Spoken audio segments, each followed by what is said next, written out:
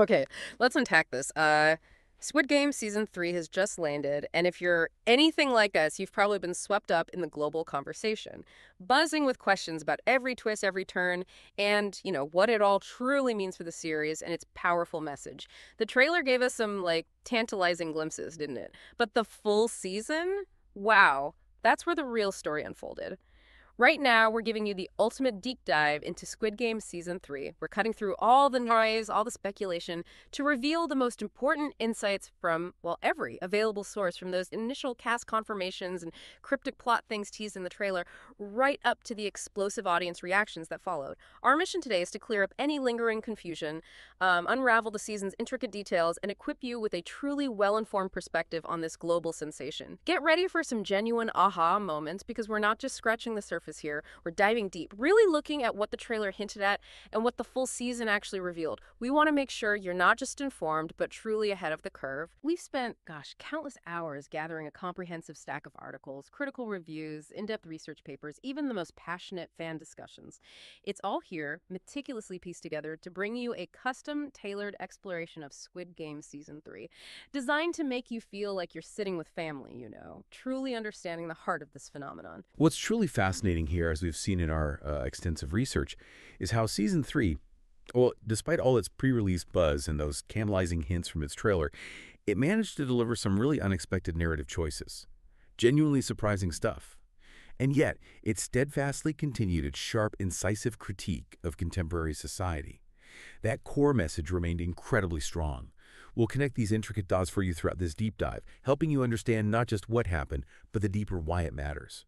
Within the broader context of the series' powerful commentary and its place in global culture. Here at KaiZen Entertainment, our core mission, our absolute passion, is to make sure you're not just watching or consuming content. We want you to be genuinely understanding it, connecting with it on a deeper level, like you're part of our family. That's precisely what we strive to do with every deep dive we share on KaiZen Entertainment and over at kaizen.pw. We believe true engagement comes from true understanding. It just makes everything richer. And as we embark on this journey, we'd love to hear from you right away. Thinking back to before you watched Season 3, what was your single biggest burning question? Or maybe the most exciting thing the trailer teased that you just couldn't wait to see? Were you buzzing about the new games? If so, type G. Or maybe you just wanted to see what happens to Gi-hun. That was a big one for me. If that was your top thought, type H. Or perhaps you simply wanted more Squid Game, regardless of the specifics. If so, type M. Your thoughts really help us understand what truly resonates with you, so let us know. Okay, Section 1. The Meteoric Rise and Season 3's record-breaking premiere. Let's kick things off by putting Season 3 into context, revisiting the sheer, unprecedented scale of Squid Game's success. I mean, this phenomenon truly paved the way for this final season's record-breaking premiere, didn't it? The first season, if you recall, wasn't just popular, it was an absolute global wildfire. It was everywhere. It rocketed to #1 on Netflix in an incredible 94 countries right at its launch, which at the time felt almost mythical, didn't it? Absolutely unprecedented. Its impact was so profound that even 3.5 years later, it still holds the overall record for the most watched show on Netflix by minutes watched. This isn't just about fleeting popularity, it speaks to its enduring cultural grip. It really stuck. And the critical acclaim matched its viewership, with Season 1 sweeping up, 6 Emmys, 3 SAG Awards, and 1 Golden Globe. Astonishing. It became a benchmark. A true cultural moment. What's even more remarkable is how Season 2, despite a significant 3-year gap, remarkably continued this winning streak. It also achieved comparable, almost identical success, soaring to #1 in 92 countries, and charting at the very top of Netflix's top 10 list in virtually every country shortly after its premiere on December 26th.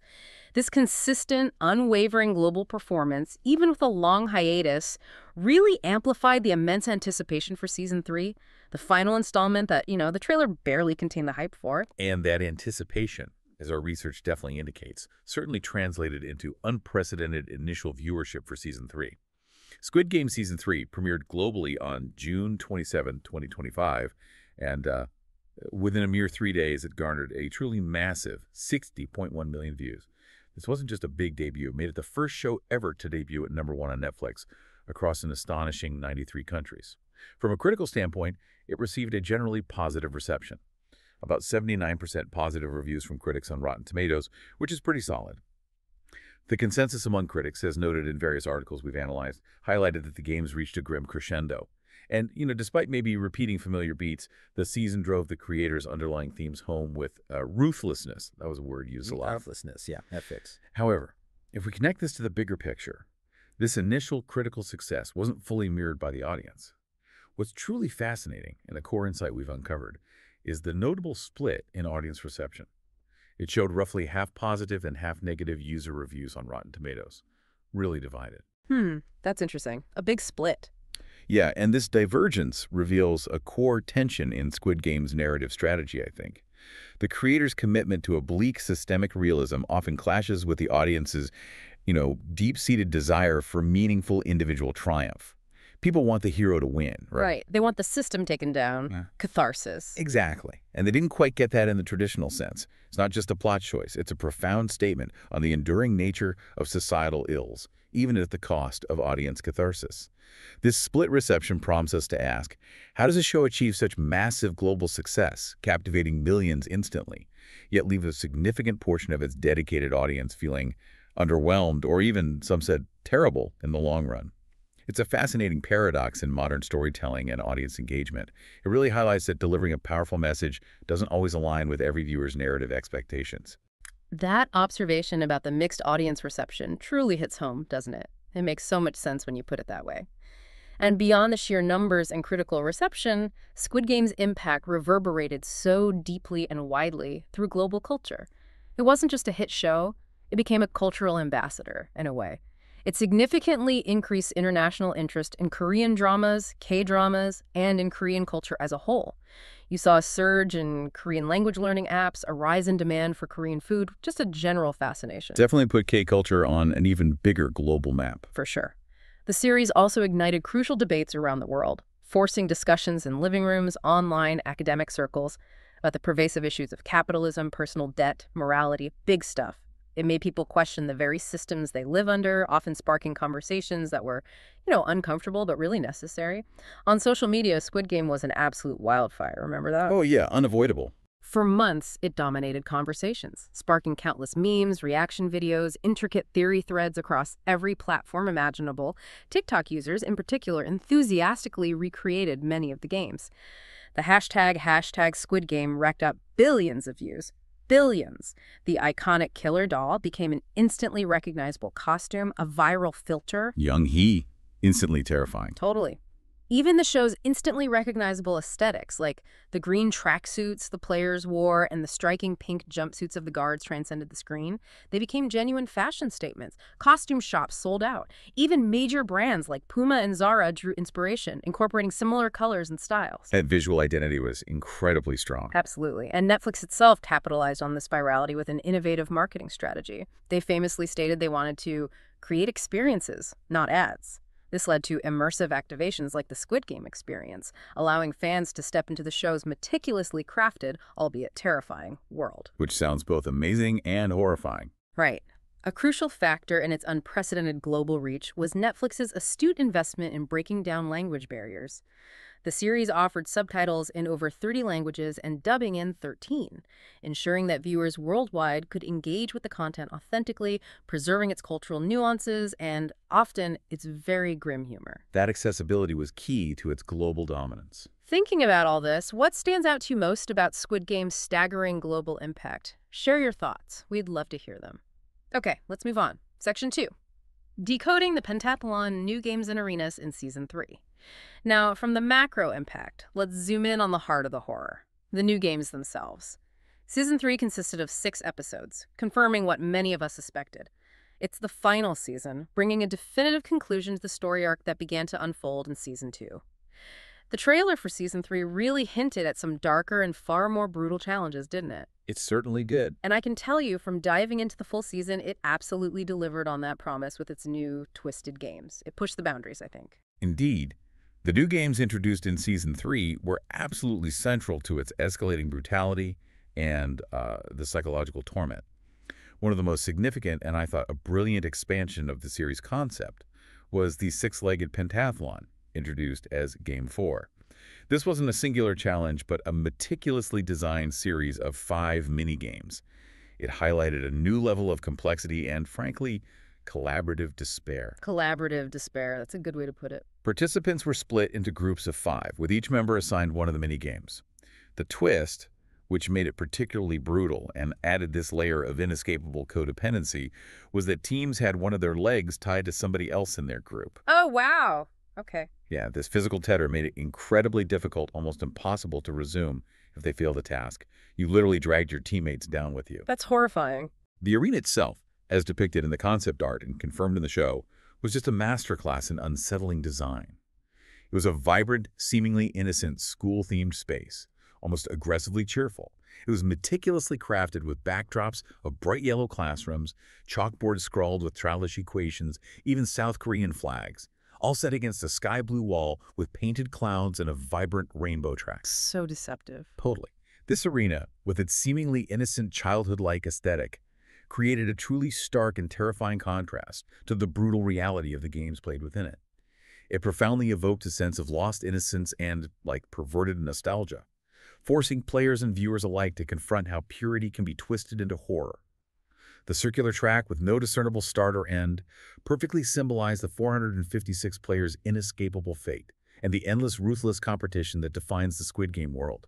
Despite seemingly positive slogans like strength, vigor, perseverance, encouraging athleticism, the setting ultimately signaled the beginning of fierce competition, where those who failed faced a tragic, undignified death. It was truly chilling in its deceptive beauty. That juxtaposition is what makes these environments so iconic, isn't it? It's like a candy-coated death trap, just visually arresting but terrifying. So within this six-legged pentathlon, which sounded deceptively simple, what were the actual mini-games players had to endure? What did the trailer tease versus what the season revealed? The minigames themselves were designed to be deceptively simple, often drawing from familiar childhood pastimes, yet utterly lethal in this context. The first was Dakji, a game we actually saw in Season 1 during the recruitment process. Remember? Right, with the salesman, yeah. That's exactly. Players used their own colorful Dakji paper tiles to flip an opposing color. If successfully flipped, they could move to the next game, a game of precision and force. The second was Flying Stone, a deceptively simple aiming game. Here, a player had to throw a stone at another player in the distance from behind a designated line. A hit meant moving on, but if their foot crossed the line, it was a foul and they'd have to try again, adding pressure. Simple but deadly. The third game was Gongi, a traditional Korean game that required immense dexterity. It involves balancing and catching tiny stones. This game had multiple levels of difficulty, with players needing to pick up stones one by one after throwing one in the air. We even saw player 388, Daeho, carrying this out during the game, a subtle nod perhaps to his early struggles or focus. All right, before we reveal the next set of shocking games from Season 3, a quick quiz for you. This one takes us back to the roots of the horror. In Squid Game Season 1, what was the name of the creepy killer doll that sang Red Light, Green Light? The very first game we ever witnessed. We'll reveal the answer at the end of this deep dive, so keep listening. Don't miss it.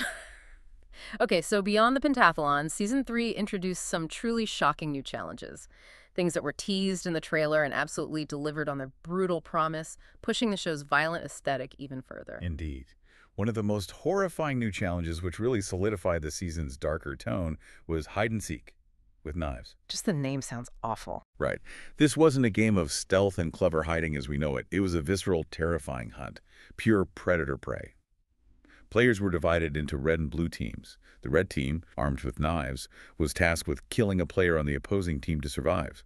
Conversely, the blue team, given keys, had to survive by unlocking various doors and finding hiding places within a claustrophobic, maze-like environment for 30 minutes.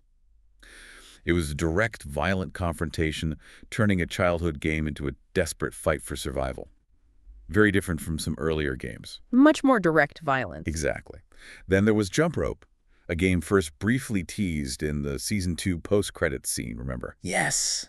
That quick glimpse left everyone wondering. It left fans speculating wildly about its implications. In this, players had to cross a narrow bridge while simultaneously jumping over a big swinging rope, a rope that threatened to knock them into a deadly abyss. It added this layer of perilous agility and synchronized timing to the already high stakes. One wrong move. Nightmare fuel. The ultimate, and perhaps most twisted game, was the final one. Squid Game in the Sky. This challenge required players to actively push at least one person to their death per round from a tall, precarious structure, shaped like a square, a triangle, and a circle, the iconic symbols of the game itself representing the guards' ranks and the overall structure. bringing it all together visually. Precisely. What's particularly notable about Squid Game in the Sky, as pointed out in several fan analyses we looked at, is that unlike many of the other games in the series, which are rooted in real-world children's games, this one has no explicit, innocent, real-world origins. Oh, interesting. So it's purely fabricated for the game. It seems like it. This deliberate lack of a familiar, nostalgic counterpart truly highlighted the game's increasingly twisted and purely murderous nature. It underscored the escalating brutality and the game maker's descent into pure sadism. It felt entirely fabricated for maximum cruelty. And what's truly fascinating here, and something we discovered through analyzing various behind-the-scenes interviews and materials, is the Mingle Arena, another meticulously designed space crafted to look like an amusement park with a central carousel. Remember that from S2? Vaguely, yes. The carousel. This design isn't arbitrary. It deeply reflects the frontman's own buried memories and imagination, a place he might have wanted to visit with his lost wife and child, a longing for a past life. Wow. Okay, that adds a whole other layer. Right. It adds a chilling layer of personal tragedy and profound longing behind the games, suggesting that even the orchestrator, the cold, calculating frontman, is haunted by his past and chooses to project his own unfulfilled desires onto a setting of ultimate despair and death.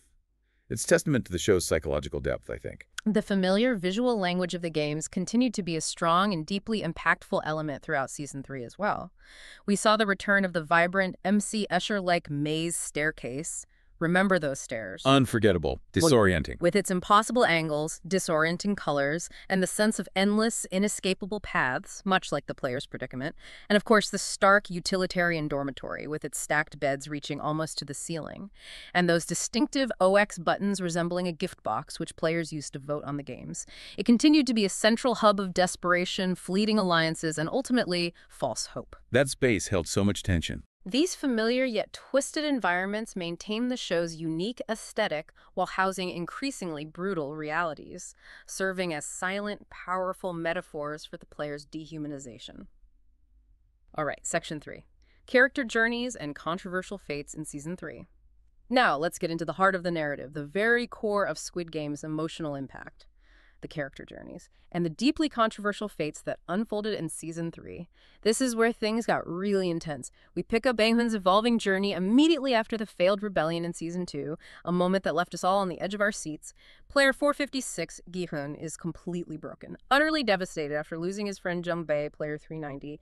That bond was tragically severed. In a rather blunt, almost abrupt beginning to the final season, Gi-hun is simply delivered to the player quarters in a box. Yeah, that was quite an entrance. Or re-entrance. This stark imagery and his initial state raises a critical question. How does a protagonist who survived so much, who was set on dismantling the game from within, end up in such a, flat resolution at the start of the final season, seemingly back at square one, defeated and despairing? It was jarring. That's a truly crucial point, and it directly ties into the creator's original intent versus the final and highly impactful choices for Gi-hun's ending. Yeah. Series creator Hwang Dong-hyuk, in interviews we've reviewed, initially hadn't planned for Gi-hun to die. It wasn't the original plan. Really? Okay. His original intention, as he described, was for Gi-hun to escape, whether he won or not, and eventually see his daughter, achieving a personal resolution. However, Hwang ultimately realized that this ending didn't line up with the contemporary world's escalating crises, and that the story, in its finality, needed something far more definitive to bring both the game and Gi-hun's journey to a profound close. So he changed his mind based on the world today. That's what he implies. Hwang passionately explained that the message he wanted to communicate, especially in today's world, was this: if we solely pursue our immediate self-interest and refuse to self-restrain, sacrifice, or bear any costs, and if we don't put our heads together, we have no future. Pretty stark. Wow, heavy. Gi-hun's self-sacrifice, specifically to save the baby, was designed and intended as the message we need to hear today. It was a deliberate choice to deliver this profound statement through a character who was thrust into the game, endured everything imaginable, and then, against all odds, chose to jump back in, not for himself, but to end the cycle for another. Or the baby. For the baby. His death occurs during the final horrifying challenge, the Squid Game in the Sky. In his very last moments, as he prepares for his final act, he powerfully declares that the players are humans, not horses. A direct rejection of the VIP's dehumanizing view before throwing himself off the edge, saving the baby from the clutches of death. This final act was designed as a profound, albeit brutal, statement on sacrificing for the next generation, with the baby symbolizing that fragile future. And this ending, particularly the ultimate fate of Gi-hun, truly polarized the audience, didn't it? It generated some of the most intense discussions online. Many viewers, as reflected in countless social media posts and forum threads we looked at, were just devastated. They found his death unsatisfying. They felt that with his demise, the games would simply continue as if nothing had happened, making the entire show feel pointless, like a cyclical nightmare with no ultimate victory. That was a common sentiment, yeah. Some felt Gi-hun's character was botched, arguing he was not dedicated to his purpose, or that his good intentions gradually crumble, questioning his earlier resolve. On the other hand, a significant portion of viewers, perhaps those more aligned with the show's inherent bleakness, thought his death was absolutely necessary. They argued it would have been dumb if he managed to win and walk off into the sunset, and powerfully stating that's how it works in the brutal world of Squid Game. Right, that it was the only realistic end. This divergence in reactions prompts a critical question about storytelling and audience expectation. Can a tragic or realistic ending still satisfy an audience, especially when they're hoping for the downfall of the rich abusive swines who orchestrate these games, rather than a bleak, cyclical conclusion that emphasizes the enduring nature of systemic evil? It's the core dilemma, isn't it? What kind of ending does a story like this need versus what the audience wants? Exactly. Beyond Gi-hun, Season 3 featured several other significant and often tragic character developments and deaths that stirred intense audience debate. Jun-hee, player 222, experienced one of the most shocking and honestly controversial arcs. She gives birth to a baby girl during the brutal hide-and-seek game, a moment that immediately raised ethical questions among viewers, like how is this possible? Right, the logistics alone. Later, after spraining her ankle in a previous game and facing another perilous challenge, she chooses to jump to her death in the jump rope game rather than attempting it. And then, in a chilling, deeply unsettling twist that sparked widespread criticism, her newborn baby immediately takes her place as player 222, continuing her mother's participation in the games. The baby becomes a player. Yes, an act that fundamentally contradicts the show's established premise of players choosing to participate. This was a major point of contention online. I can see why. Wow. Then there was Jun-hee, player 333, the baby's father. His character arc was a descent into darkness. He murders Hoon-ju, player 120, despite having already passed that particular game. An act that for some viewers solidified his transformation into a morally ambiguous, even worse, Sang-woo type of character. Worse than Sang-woo, that's saying something. Someone willing to sacrifice anyone for survival. In the final Sky Squid Game, he initially teams up with Gi-hun against the other finalists, showing a glimmer of camaraderie, but then brutally attempts to trick Gi-hun into throwing the baby off the structure. Oh my. He ultimately falls to his death during the ensuing struggle, a fitting end for his character, perhaps. Gyum-sha, player 149, had a truly heartbreaking and visceral fate. During the hide-and-seek game, she kills her own son, Young-sik, player 007, Her son, in a horrific act of self-preservation when he tries to kill Jun-hee. This devastating act, a mother killing her child, leads her to later die by suicide, unable to live with the immense guilt. That's brutal. Finally, Dae-ho, player 388, was killed by Gi-hun in what was described as a grief-fueled rage during hide-and-seek. This happened after Dae-ho failed to return with crucial ammo during the rebellion. His death was criticized by some viewers as stupid and unnecessary, feeling it was an ill-conceived and poorly executed plot point that didn't serve the narrative well. So lots of controversial deaths. These character fates, while certainly brutal and often designed for shock value, also brought about specific plot points that garnered significant criticism from the audience. As highlighted in numerous online discussions and critical reviews we saw, the introduction of the CGI baby, for instance. Ah yes, the baby. Widely seen by many as a plot device or cheap tactic, primarily designed to generate emotional stakes rather than a natural narrative development. Many questioned the rapid birth and the baby's subsequent presence in the games, arguing it fundamentally contradicted the choice element.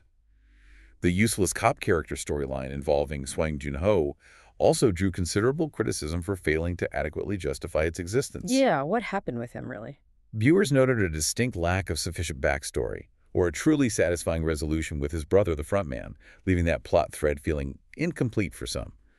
Moreover, a frequently cited critique was that the ending fight in Season 3 lacked the raw emotional stakes and visceral intensity of Season 1's Gi-hun versus Sang-woo conflict, which was built on years of shared history and sharply contrasting worldviews.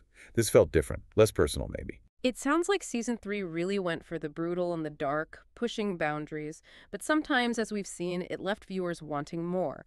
More character depth, more cohesive plot lines, or a clearer payoff, especially given the wildly polarized reactions. It was a bold gamble that didn't land for everyone, clearly. As you reflect on these intense character arcs, what do you think was the single most shocking or impactful character fate in season 3? Let us know. If you found Gi-hun's death the most impactful, type G. If Jun-hee and the baby's fate resonated most, type J. Or if it was someone else, type O and tell us who. We're genuinely curious to hear your perspective on this stuff. Okay, section 4. The Frontman Saga and the game's global expansion. Let's shift our focus now to the mysterious, enigmatic figure at the heart of the games, the Frontman, Hwang In-ho, and the ultimate explosive implication of the game's global expansion. This part is huge. We learned so much more about In-ho's complex backstory in Season 3. Details that the trailer only hinted at, but the full season vividly revealed. It was shockingly revealed that he actually won the games himself back in 2015. Blew my mind. And even more surprisingly, he was a high-ranking police officer, a detail that adds chilling layers to his character, and ironically, possibly even led his brother Jun-ho to follow in his footsteps into law enforcement. The irony. It completely reframes his character, doesn't it? And what's truly fascinating here, and a core insight into his twisted motivations, is how his past was woven into the very fabric of the games he now orchestrates. As we discussed earlier, his arena in Season 2, the vibrant Mingle Arena with its whimsical, slightly eerie carousel, deeply reflected his own buried memories and imagination, a place he might have wanted to visit with his lost wife and child. That personal tragedy behind the mask. Exactly. This profound longing for a past life and family adds a chilling, almost poignant layer to his role as the cold, calculating frontman. His twisted belief, one that he articulates with chilling conviction, is that the games actually provide people with a chance to start over and save them from the outside world, a perverse form of liberation through brutal competition. A truly warped perspective. This perspective prompts a critical question. Given his background as a police officer, someone initially committed to upholding law and order, what specific crucial event or series of events led In-ho to fully subscribe to the game's brutal philosophy and transform into its orchestrator? The director, in interviews, hinted that Season 3 would reveal a pivotal moment that solidified his path, suggesting his divergence was not immediate, but a turning point born from deep personal trauma or disillusionment, perhaps. We didn't quite get that specific moment, though, did we? Not explicitly, no. It remains somewhat ambiguous. But at the very end of Season 3, the frontman's actions were truly pivotal and unexpected, setting the stage for everything that follows. After Gi-hun's ultimate sacrifice in the Squid Game, the frontman actually rescues the baby from the deadly structure and meticulously flees the island just moments before its self-destruction, ensuring the child's survival against all odds. So he saves the baby Gi-hun died for. Yes.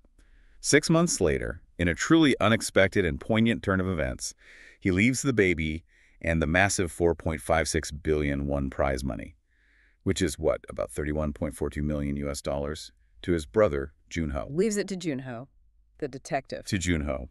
And in a final significant act of closure, he visits Gi-hun's daughter, Ga-young, in Los Angeles. There he informs her of Gi-hun's death, delivering a somber truth, and gives her Gi-hun's iconic Player 456 uniform, along with his winnings from Season 1, money that had seemingly disappeared. So the money from Season 1 that disappeared, the prize Gi-hun supposedly won but never really accessed, is finally accounted for. That's a huge relief for many viewers who've been wondering about that particular loose end since the first season. It ties up a major plot thread in a surprising way. It does. A very neat, unexpected resolution to that mystery. And what about Detective Hwang Jun-ho? The persistent cop who bravely infiltrated the games in Season 1, risking everything in a desperate search for his brother. His storyline, too, continued to be intricately intertwined with the game's broader reach, extending beyond the island itself. Jun-ho continued his relentless, almost obsessive search for his brother and the secret island. We saw glimpses of that. He was instrumental in saving Player 246, Gyeong-suk, from the game's brutal soldiers during a harrowing escape, which ultimately led to Gyeong-suk being reunited with his daughter, a rare moment of hope amidst the despair. And as we just heard, in a truly surprising development that reshaped his future, Jun-ho later receives the baby and the massive prize money directly from the frontman himself. This specific interaction prompts a critical question regarding their complex dynamic. Despite rampant fan theories hoping for a direct, emotionally charged confrontation or a deeper, more violent resolution between the estranged brothers. Which everyone wanted, right? Pretty much. But the sources indicate a more indirect passing of the torch in some sense. The frontman, in his final act, ensures his brother becomes the guardian of a new innocent life and a new fortune. This suggests a very different kind of ending for the Hwang brothers' arc than many expected, focusing less on direct conflict and more on the continuation of a legacy, albeit a very complicated and morally ambiguous one. A tragic kind of reconciliation. Exactly, where one brother sacrifices himself, in a way, or at least his old life, and the other is left with the burden of a new life and a dark inheritance. And the most shocking scene of all, the one that truly blew the doors open for the franchise's expansive future, was the final sequence of Season 3. After leaving Gi-hun's daughter in Los Angeles, the frontman subtly notices an American recruiter playing Dokji with a man in a dimly lit alley. A familiar scene that harkens back to Gi-hun's own recruitment. Chilling echo. And here's the absolute kicker, the moment that sent shockwaves through the fandom. This recruiter is none other than Oscar winner Kate Blanchett. Just out of nowhere. Making a jaw-dropping surprise cameo. This moment powerfully, unequivocally, confirms the existence of the games abroad, and explicitly states that the game has now gone global, transcending its Korean origins, and is far from over. This is precisely where the deep dive gets really compelling, because it's the franchise's biggest statement yet. While the Korean games are effectively no longer possible, precisely because Gi-hun and others died trying to end them and save the baby, thereby dismantling that specific iteration. Right, that version is done. The show ingeniously acknowledges that capitalism is a global system, deeply ingrained in every corner of the world. Therefore, the exploitative games, in some form, will inevitably continue elsewhere. The core problem isn't solved. Exactly. This final scene, particularly with such a high-profile cameo, explicitly sets the foundation for an international spin-off, leaving the door wide open for future Squid Game content, potentially even a full-blown Americanized version. It's a clear, chilling signal that the struggle against systemic inequality and the dehumanizing nature of extreme wealth is not confined to one country or one language. It's a universal battle. That final scene left so many of us buzzing. What do you think about the games going global? Do you find the idea of an American version exciting? Or do you strongly prefer the story to remain rooted in Korea, preserving its original cultural essence? Type US if you're excited for an American game, or KR if you want it to stay in Korea. We're eager to hear your thoughts on this major narrative leap. Okay, Section 5. Thematic resonance and audience reflection. With the full scope of Season 3's events, character fates, and global implications laid out, it's the perfect moment to revisit those foundational themes. Themes that Squid Game has always so powerfully explored. At its very heart, the series has consistently delivered a biting, relentless critique of economic inequality and unchecked capitalism. Absolutely. Season 3 continued this potent critique with unwavering intensity, portraying a world where the immensely wealthy manipulate the poor and indebted for their own sick, morbid entertainment. The player contestants, trapped in cycles of seemingly inescapable debt, are willing to risk their very lives for a chance at money, directly mirroring the brutal struggles and impossible choices many face in the real world. It feels very grounded in that sense. Painfully so sometimes. Yeah. The VIPs, detached and depraved, betting on these lives as if they were mere horses in a race, symbolize the ultimate detachment and moral void of the ultra-rich, insulated from the consequences of their actions. This relentless portrayal compels us to consider a crucial point. Is the show's message about inequality still as potent? Or perhaps more potent, when the main protagonist Gi-hun ultimately sacrifices himself and the games simply move to a new global stage rather than being dismantled entirely? Does his sacrifice mean less if the game continues? Or does it mean more on a personal level, even if the system persists? It forces us to confront the enduring, almost inescapable nature of these systemic issues, rather than offering a simple resolution. It's a bleak, but perhaps more realistic, take on societal change. It's not easy. And to deeply connect this to the bigger picture, it's crucial to remember the real-life inspiration behind this biting critique, something Hwang Dong-hyuk has spoken extensively about in various analyses of the show. The Singyong strikes, right? Exactly. The director, Hwang, based Gi-hun's character and indeed the desperate plight of many players on the violent labor strikes that occurred at Sangyong Motor Company in South Korea in 2009. During this turbulent period, over 2,600 employees were laid off, leading to a desperate, defiant 77-day occupation of the factory by workers. This culminated in violent clashes with riot police, leaving many workers with severe physical injuries, insurmountable legal battles, and devastating financial ruin. Just awful real-world consequences. The psychological toll was immense, with around 30 deaths tragically attributed to suicide and stress-related issues in the years following the unrest. This real-world context profoundly underscores the themes of economic desperation, the dehumanizing pressures of modern labor, and the brutal, competitive game of capitalism that the series so vividly portrays. It's a mirror held up to a very real, painful reality. The show also continued its grim, unflinching exploration of human nature and morality under extreme duress. Season 3 was described by one of its actresses as brutal, cruel, emotional, and depressing, and it certainly pushed the boundaries, continuing to reveal how extreme circumstances can strip away civility and bring out both the absolute best and the absolute worst in people. The duality was always present. Yeah. The impossible, agonizing choices forced upon characters like Gi-hun's internal struggle with his promise versus his personal quest, or Myung-gi's ultimate descent into ruthless self-preservation, powerfully illustrate the constant harrowing conflict between basic survival instinct and one's remaining sense of morality. The show's potent symbolism, like the guards' identical faceless masks stripping away individuality, and the seemingly innocent children's games being twisted into lethal contests, powerfully metaphors dehumanization and the stark survival of the fittest mentality that permeates a truly cutthroat society.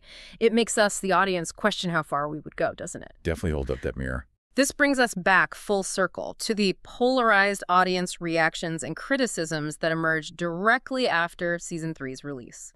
Reactions that we at KaiZen have meticulously tracked and analyzed across platforms. We've talked about the widespread, underwhelming feeling some viewers had, often attributed to specific plot points like Gi-hun's death, the perceived contrived ending with the baby, and what some felt were useless side plots, particularly the unresolved detective storyline that seemed to fizzle out. Yeah, those points came up again and again. There were also pointed criticisms of what was labeled atrocious VIP, acting a common complaint, let's be honest. A recurring theme, yes. And questions about the lifeless character development of certain new players, especially in stark contrast to the rich, nuanced character work of Season 1. This divergence prompts a crucial question for deep reflection. Was the director's intention to provide a realistic and bleak ending, one where Gi-hun's heroic fight ultimately only saves one life, and the larger system of exploitation simply remains intact, moving globally? Was that a miscalculation in audience expectation, or a profound, perhaps even necessary statement on the enduring, intractable nature of societal ills? Did they misread the room, or were they making a tough point? Right. Online discussions, which we've sifted through, often pondered whether the show was being milked to oblivion for more seasons and spin-offs, signaling a loss of artistic integrity, while others still passionately defended it as genius, asserting that its brutal realism was not only necessary, but a more honest portrayal of the world. It truly highlighted the vast, often conflicting expectations audiences bring to a narrative like this, especially one that critiques such deeply entrenched societal structures. So, as learners engaging with popular culture, this deep dive shows us the importance of understanding the author's intent behind a narrative and how our own deeply personal expectations can sometimes shape or even clash with our perception of a story's conclusion. It's okay to feel conflicted. It also highlights how popular culture, like Squid Game, serves as an incredibly powerful, albeit often unsettling, mirror to real-world issues, like economic inequality, the corrosive nature of debt, and the complexities of human morality. It invites us to reflect on these profound themes in our own lives, even if the ending isn't the happy or victorious one we might have hoped for. So what elements or characters of Squid Game Season 3 made you think most deeply about our own society, its challenges, or human nature itself? Share your thoughts. We absolutely love hearing your unique experiences and insights. Okay, wrapping things up now in the outro. We've truly unpacked every layer of Squid Game Season 3, from its record-breaking global success to the brutal new games, the shocking, often polarizing character fates, and the powerful, resonant themes that make it such a talked-about phenomenon, despite its deeply polarizing reception. We hope you feel more informed and engaged with this incredible series, and that you've gained a deeper understanding of its complex layers and profound messages. And this deep dive leaves us with a truly thought-provoking question for you to mull over long after this discussion ends. If the games have now gone global, expanding their reach to new continents, and the cycle of exploitation continues unabated, does Gi-hun's ultimate sacrifice represent a failure in the grand scheme of dismantling the system? Or a profound, deeply personal victory for the human spirit that echoes beyond the games themselves? A beacon of hope for the next generation, symbolized by the baby he saved. Failure or personal victory? That's a great question to sit with. Thank you so much for joining us on this deep dive into Squid Game Season 3. We hope you've enjoyed cutting through the noise with us and feel truly well equipped with knowledge about this intense season. If you enjoyed this deep dive and want more insights like this, make sure to like this video, subscribe to KaiZen Entertainment, and maybe share it with a friend who loves Squid Game. We're always here to help you get the most out of your favorite topics. We truly appreciate you being a part of the KaiZen family. What other shows, films, or topics are you curious about? What do you want us to deep dive into next? Let us know in the comments below. We're always listening to your suggestions. If you missed it, in our last deep dive, we explored the fascinating cultural impact of K-dramas on a global scale, looking at how they've captivated audiences worldwide. And next time, we'll be tackling the intricate world of AI ethics and its surprising challenges, a topic that's becoming more relevant by the day. So tune in for that. Find more deep dives and exclusive content that helps you understand the world around you at kaizen.pw. This has been the Deep Dive brought to you by KaiZen Entertainment. And finally, the answer to our quiz question. In Squid Game Season 1, the creepy killer doll that sang Red Light, Green Light was indeed named Jun-hee. Did you get it right?